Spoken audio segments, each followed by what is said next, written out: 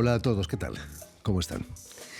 El arte contemporáneo se desmarca a menudo de la tradición, abriendo nuevas vías, nuevas técnicas, utilizando los últimos avances de la era digital. Pero toda una generación de artistas de finales del siglo XX no han renunciado a inscribirse en la tradición, a una cierta figuración liberada de todo corsé estético. Este es el caso de nuestros invitados de hoy, los argentinos Pablo Fleischmann y Fernando O'Connor, y el neerlandés Pat Andrea, quienes inauguran este martes una exposición en la Galería Argentina aquí en París.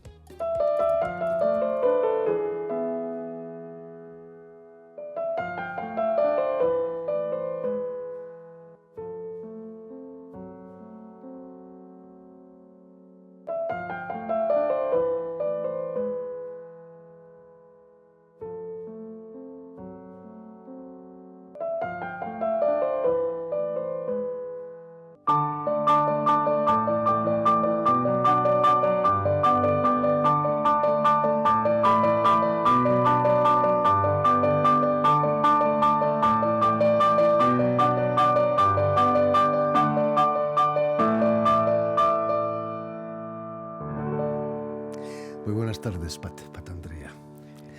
Buenas tardes también, Pablo Fleischmann, y sobre todo muy buenas tardes a Fernando O'Connor, que ha llegado desde Buenos Aires no hace mucho. Bienvenidos todos a Radio Francia Internacional. Muchas gracias. Pero cuéntanos, Pat, ¿cómo nace la idea de reunir a este trío de ases? Bueno, en principio viene del lado de Fernando y de Pablo, que son amigos, y aparentemente fueron invitados para exponer en la Galería Argentina. Es en la Embajada Argentina, y tengo que decir que es muy especial porque es la única embajada en París que tiene una galería de arte en serio. Y además un Es espacio impresionante, no se entiende nada, pero es así. Es una de las sorpresas de Argentina. Tiene mucho más, pero no vamos a hablar de eso. Naturalmente. Así, Fernando y Pablo hablaron con el hombre que maneja la galería. No se puede decir galerista, pero porque está trabajando en la embajada. Pero con el años lo vi crecer esta situación. Maneja todo en esta galería. Elige los artistas, propone los artistas, pinta la galería, hace el design, imprime un catálogo, hace un video. Es un genio ese tipo. Se llama Eduardo Carballido.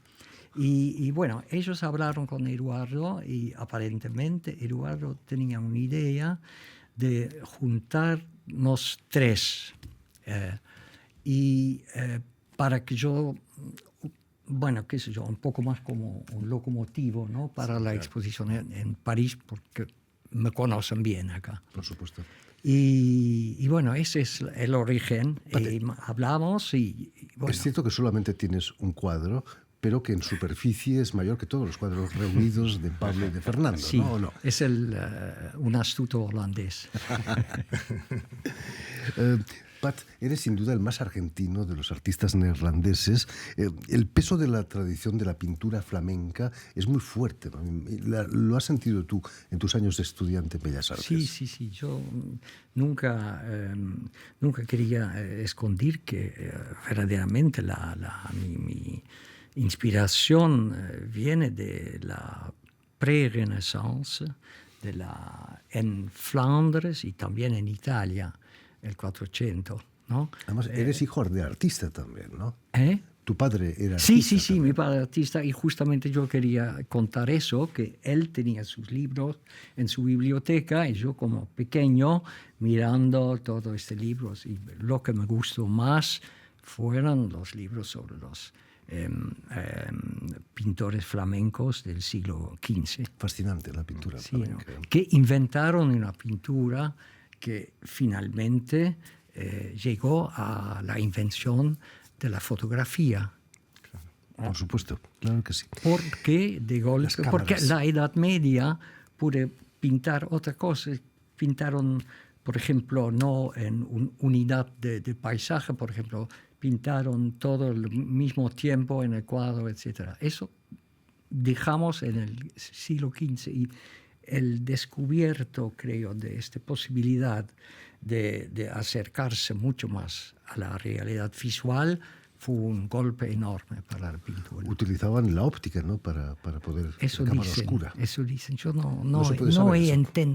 entendido muy bien cómo el libro de Ocni es fantástico, pero no entiendo todo. Quizás gracias a toda esa cultura estabas condenado a la figuración, aunque vienes a París para participar en una exposición llamada Nueva Subjetividad.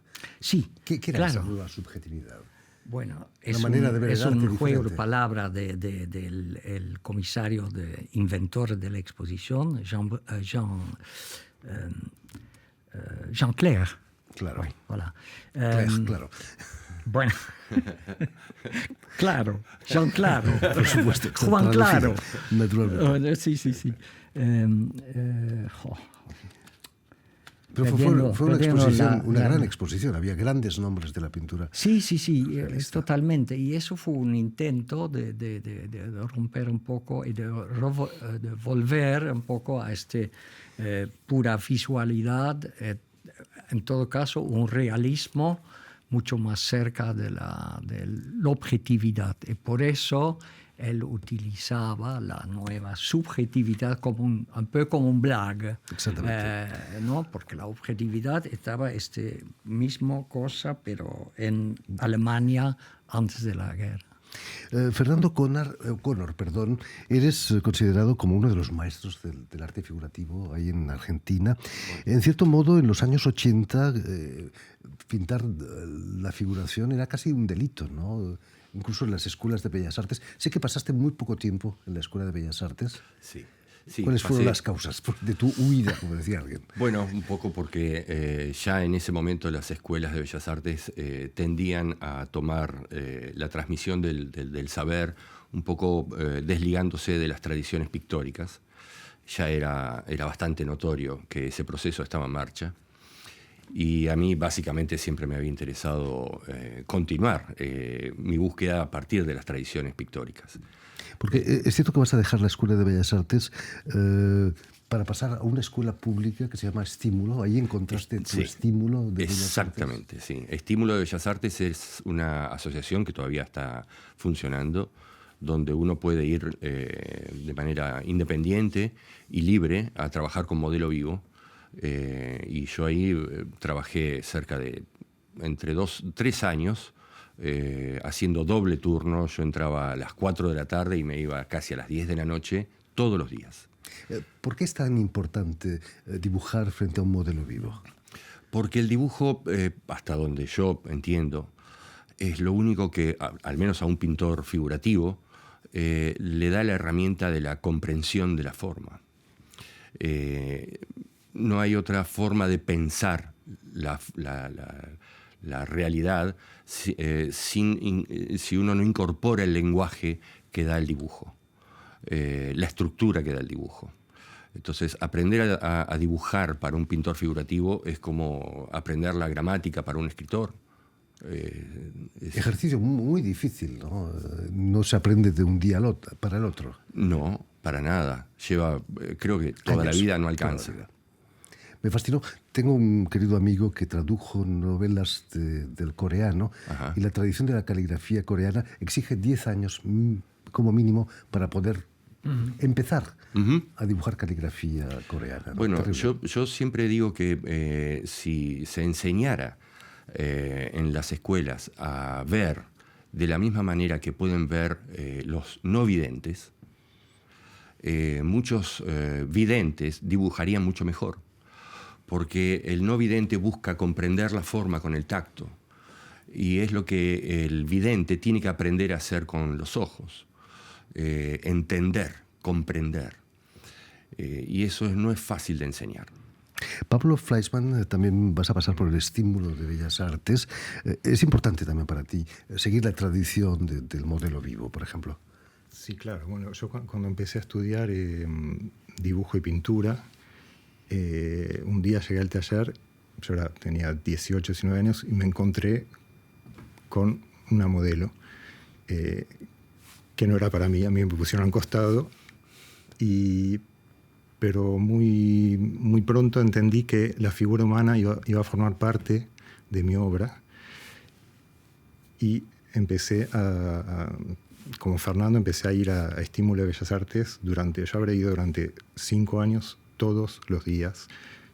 Y respondiendo a tu pregunta de la dificultad, durante 5 años yo volvía deprimido a casa de que no sabía dibujar. Es desesperante a veces. Claro. Hay un momento en que hay como un declic donde uno dice, tal vez ya empiezo a dominarlo, y es ahí donde uno empieza a jugar y a deconstruir lo que uno aprendió.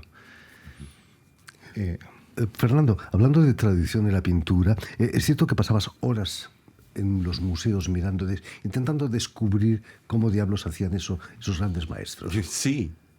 ¿Qué museos visitabas, por ejemplo? Bueno, el Museo Nacional de Bellas Artes en Buenos Aires es un museo extraordinario. Fantástico. Tiene mucha menos obra que cualquier otro museo de los que hay aquí en Europa, pero lo que hay es una maravilla.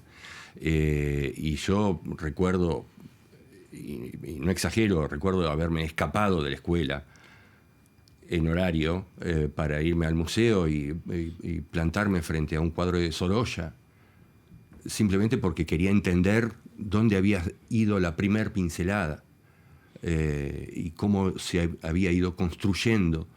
Eso me fascinaba. El secreto de la luz, ¿no? Sí, pero además la construcción de la forma a partir de la pincelada. Eso siempre me fascinó. Hoy en día hay un cierto pudor en llamarse maestro, pero como decimos en España, nadie ha nacido enseñado, ¿no? Hay que reivindicar el magisterio en el arte como en otras materias. Sí, Tú tuviste un maestro seguramente. En realidad yo tuve una formación muy anárquica, digamos. No seguí una formación formal, perdón la redundancia, pero sí reconozco grandes maestros. Para mí fue Carlos Alonso, más allá de que no haya sido mi maestro. Para mí Carlos Alonso fue la guía por donde yo entendí que tenía que continuar mi búsqueda. Esa es precisamente la función de un maestro, ¿no? Exactamente, guiar. Por supuesto. Para Pablo Fleischmann, imagino que fue decisiva la figura de la artista Luisa Reisner, que te llevó hacia el grabado, ¿no? Sí, bueno, Luisa es quien me formó en dibujo y pintura. Y luego de varios años de estudiar con ella, sin tener conocimiento de que ella era grabadora, porque ella en su taller no mostraba su obra para no influenciar a sus alumnos, entonces nadie sabía cuál era su trabajo. Es una honra, ¿no? Sí, y yo me enteré, luego de 5 años de estudiar con ella, ya había hecho mi primer muestra individual de pinturas al óleo, y la fui a visitar con unos dibujos que yo estaba haciendo en ese momento. Y ahí ella me dijo, creo que tendrías que probar el grabado. Y fue ahí donde me abrió una puerta secreta donde ella tenía su taller de grabado, pero yo no lo aprendí con ella. Ella me dijo, si te apuras, puedes aprenderlo con quien ha sido mi maestro, y que fue Alfredo de Vicenzo, que ya estaba por entre 75 y 80 años, y yo aprendí con él el arte del grabado. Hay que cambiar de manera de pensar cuando uno hace un grabado y no pintura. Completamente. Y luego de tantos años de grabado, me cuesta, cuando a veces muy pocas veces he tratado de volver a la pintura y ya tengo la cabeza invertida. Uno rasca con el pincel a ver si... O sea, me cuesta. O sea, yo trabajo en negativo y en espejo. Y entonces me cuesta trabajar en positivo. Quien sí es un verdadero maestro es Pat Andrea, quien ha oficiado como profesor en la Escuela de Bellas Artes de París durante muchos años, ¿no? No tantos años. Bueno, algunos años. 8 o 9 años. Tú mismo estudiaste en Bellas Artes en La Haya, ¿no? Has seguido la línea oficial, digamos, del artista. Sí, pero las escuelas de arte estaban bastante libres ya, qué sé yo. No hay ningún programa o algo así. En París, por ejemplo, el sistema es que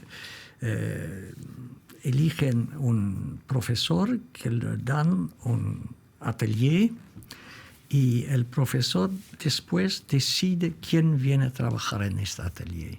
Así hay muchos candidatos porque conocen la obra del maestro. Y el maestro dice, bueno, tengo lugar para 15 alumnos y nada más. Si llegas tarde, ya no hay lugar. Y así es, no es un programa. Para mí fue siempre los 15 alumnos fueron 15 pequeños talleres. Sí, 15, cada uno, con cada uno tenías una relación diferente. Cuando viniste la última vez al programa, tenías una exposición en la que participaban también tus alumnos. Sí, claro. Es un orgullo, imagino, ¿no? Tener a gente que sigue un poco, de una manera u otra, tu tendencia. Para mí es un orgullo y un placer y creo para ellos también. Claro que sí. Esperemos que sí, claro. Fernando Conor, a pesar de haber expuesto en multitud de galerías, en Buenos Aires, en el extranjero y en otras ciudades, imagino que es muy especial para ti venir aquí a París, a la Galería Argentina, que es territorio argentino. Uh-huh. Sí, claro. ¿Qué supone para ti venir aquí a París? Bueno, significa muchísimo. Digamos que aquí hoy hablábamos con Pablo que yo recién ayer, por una gran caminata que hice, muy larga, comprendí la estructura de París en términos simbólicos en su diagrama urbano, ¿no? Compleja, ¿eh? Muy compleja. Sí, es compleja. Es muy compleja, pero si uno se da cuenta del poder simbólico que hay en ese diagrama, comprende por qué París funciona como un símbolo tan importante en el resto del mundo para cualquier artista. Porque de algún modo se siente el poder central que hay en París. Y eso, bueno, hace que cualquier artista tenga, de algún modo, la idea de exponer en París como una deuda que uno necesita cumplir o pagarse a sí mismo. Como ir a la Meca para los musulmanes. Exactamente. Quizás tanto Fernando como Pablo sois autodidactas en cierto modo, y curiosamente el más académico es Pat Andrea, y tiene una obra mucho más dérangeante, diríamos en francés, quizás sorprendente. Oui, tal vez porque... Bueno, turbadora, sí. Sí, porque yo creo que teniendo una familia de pintores también, porque mi padre y mi madre hicieron Bellas Artes, hace que uno justamente que esta tradición no es el más importante. El más importante es de descubrir que hay muchas otras cosas que también se pueden pintar y que no pasan por esta tradición. Bueno, yo muy simplemente creo el suerte de que todo las sociedades, las ciencias se han desarrollado de tal manera de que todo casi vale la pena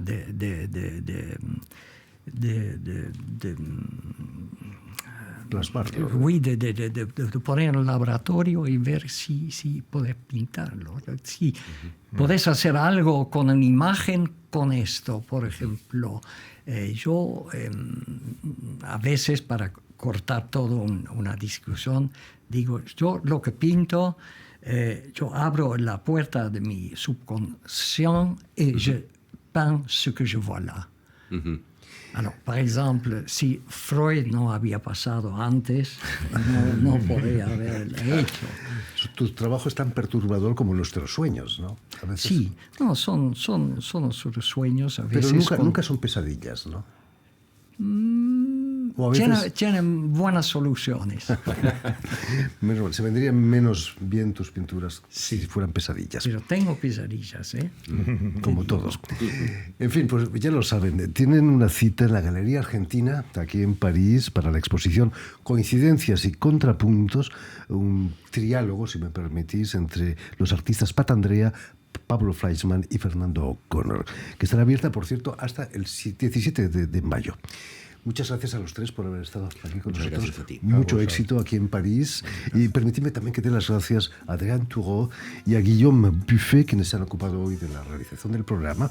Y también saludar a nuestros telespectadores que nos siguen en toda América Latina. En Buenos Aires, seguro que también, gracias a la cadena Unión Continental Latinoamérica y una red que se llama TAL, TAL, que reúne televisoras públicas y universitarias de América Latina también.